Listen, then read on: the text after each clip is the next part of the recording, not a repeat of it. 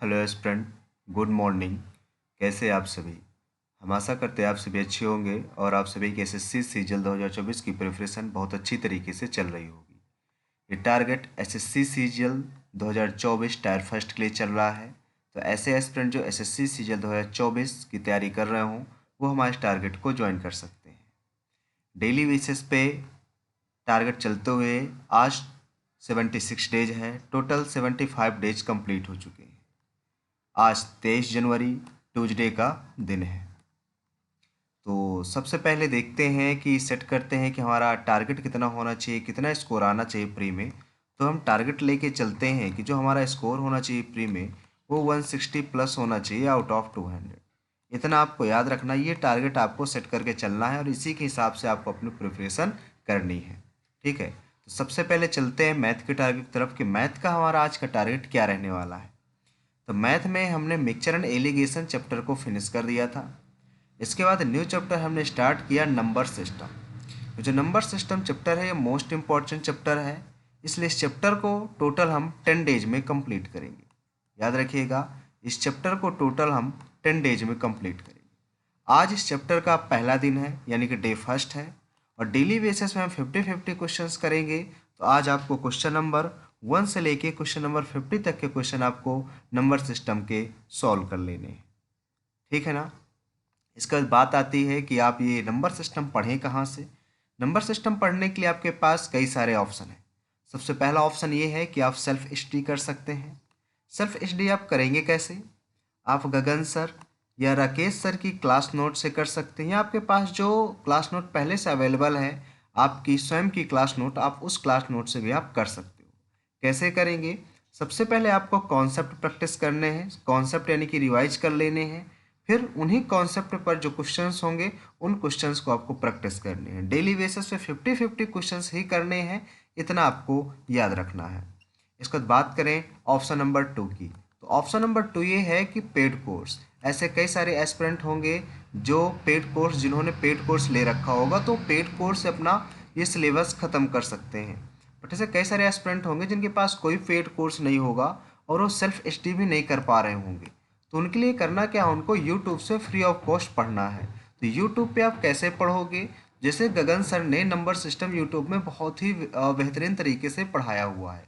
उस वीडियो का लिंक हमने अपने इसी वीडियो के डिस्क्रिप्शन में प्रोवाइड करा दिया है, आप वहाँ से जाके उसको वॉच कर सकते हो। ठीक है, इसके बाद बात करें बुक लिस्ट की कि आप मैथ की प्रिपरेशन किस बुक से करें। तो गगन सर ने एक बुक लॉन्च की है सीजीएल प्रैक्टिस किंग, जो कि अपने आप में बहुत बेहतरीन बुक है। टॉपर्स इसको फॉलो करते हैं। तो आप इस बुक से आप अपनी सीजीएल की जो मैथ है बहुत अच्छी तरीके से कंप्लीट कर सकते हैं। बुक का नाम है सीजीएल प्रैक्टिस किंग, याद रखिएगा, सीजीएल प्रैक्टिस किंग। इसके बाद बात करते हैं इंग्लिश के टारगेट की। तो इंग्लिश में हमने इंग्लिश ग्रामर काफ़ी अच्छी तरीके से फिनिश कर लिया है। कुछ चैप्टर्स बचे हुए हैं जिनको हम बाद में कंप्लीट करेंगे, जैसे वर्ब चैप्टर है जो कि हमने कंप्लीट कर लिया है। इसके बाद न्यू टॉपिक हम स्टार्ट कर रहे हैं क्लोज टेस्ट। कुछ दिन अब डेली बेसिस पे आपको क्लोज टेस्ट सॉल्व करना है, क्योंकि क्लोज टेस्ट एग्जाम में आता है। ठीक है, तो क्लोज टेस्ट आप करेंगे कैसे, ये सारी जानकारी आपको नेक्स्ट वीडियो में प्रोवाइड करा देंगे हम। ठीक है, तो टोटल ये क्लोज टेस्ट अभी 4 डेज चलने वाला है, तो 4 डेज आपको क्लोज टेस्ट आपको सॉल्व करना है। ठीक है, क्लोज टेस्ट आप करेंगे कहाँ से? आप नीतू मैम की बुक आती हैं, आप वहाँ से कर सकते हो। एसपी बख्शी की बुक्स आती हैं, एमबी पब्लिकेशन की आती हैं, या नियॉन की आती हैं। बट हम सजेस्ट करेंगे कि यदि आपको अपना क्लोज टेस्ट बहुत अच्छी तरीके से कंप्लीट करना है तो एक प्रीवियस ईयर बुक आती है नियॉन की, नियॉन क्लासेस, NEON, याद रखिएगा, नियॉन क्लासेस की एक बुक आती है क्लोज टेस्ट की। आप उस बुक से आप अपनी जो क्लोज टेस्ट है बहुत अच्छी तरीके से कंप्लीट कर सकते हैं। ठीक है, तो क्लोज टेस्ट आपको करना ही करना है, ये चीज़ आपको याद रखना है। इसके बाद बात करते हैं इंग्लिश वोकैब की। तो इंग्लिश वोकैब में डेली बेसिस पे हम 25 वन वर्ड ईडियम और 20 सिनोनिम एंटोनिम आपको हम प्रोवाइड कराते हैं।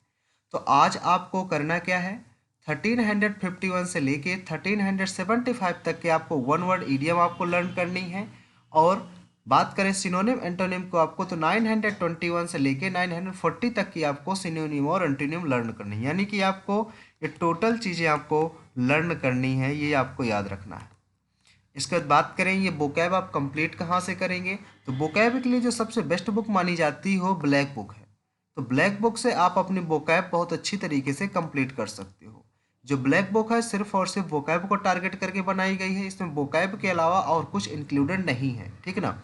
जो ब्लैक बुक है इसमें सारी की सारी प्रीवियस ईयर वोकैब इंक्लूड की गई हैं, और जो लेटेस्ट एग्जाम्स अभी हुए हैं इनके भी वोकैब इसमें इंक्लूड है, ठीक है। यानी कि जो आपका एग्जाम होता है उसमें 90% जो वोकैब होती है सारी की सारी यहीं से पूछी जाती हैं। कुछ परसेंट है कि कुछ बाहर से अगर आ जाए, नहीं सारी की सारी वोकैब आपको यहीं से मिल जाएंगे एग्जाम में, ठीक है। इसके बाद बात करते हैं रीजनिंग की। तो रीजनिंग में हमने स्टेटमेंट एंड कंक्लूजन चैप्टर को फिनिश कर लिया है, यानी कह सकते हैं रीजनिंग हमारी 90% ख़त्म हो गई है, यानी कि फिनिश हो गई है, ठीक है। अब कुछ चैप्टर्स बचे हुए हैं जिनको हम अभी स्टार्ट करेंगे, लेकिन उसके पहले आपको कुछ दिन सेक्शनल मॉक टेस्ट देने हैं, ठीक है।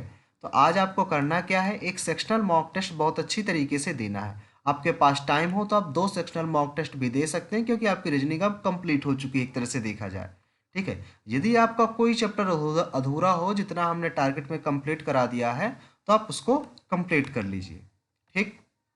इसके बाद बात करें बुक लिस्ट की, कि आप ये सारी चीज़ें किस बुक से पढ़ें, रीजनिंग है किस बुक से आप कंप्लीट करें। तो रीजनिंग के लिए हमने बताया था आपको, रीजनिंग के लिए कोई भी previous year book, any previous year book से आप कंप्लीट कर सकते हैं, ठीक है। यानी कि लेटेस्ट पैटर्न पर बस आधारित होना चाहिए, यानी कि अपडेटेड वर्जन की बुक होनी चाहिए। आप उस बुक से आप अपनी प्रिपरेशन रीजनिंग की कर सकते हैं। मॉक टेस्ट आप कहाँ से दें, सेक्शनल मॉक टेस्ट ये आप टेक्स्ट बुक से दे सकते हैं, या जहाँ से आपने मॉक टेस्ट परचेज किया हो आप वहाँ से दे सकते हो, ठीक है ना। जो उसमें सेक्शनल मॉक टेस्ट होते हैं आप वहाँ से उनको दे सकते हो। इसके बाद बात करें जीके की, तो जीके में हमने इंडियन हिस्ट्री फिनिश कर दिया है। कई सारे टॉपिक्स और फिनिश हो चुके हैं, जैसा वर्ल्ड हिस्ट्री हो गया, एंड फिजिक्स हो गई, हमारी पॉलिटी हो गई। आप लोगों के कहने पर पॉलिटी को हमने दोबारा स्टार्ट किया, इंडियन कॉन्स्टिट्यूशन, ठीक है।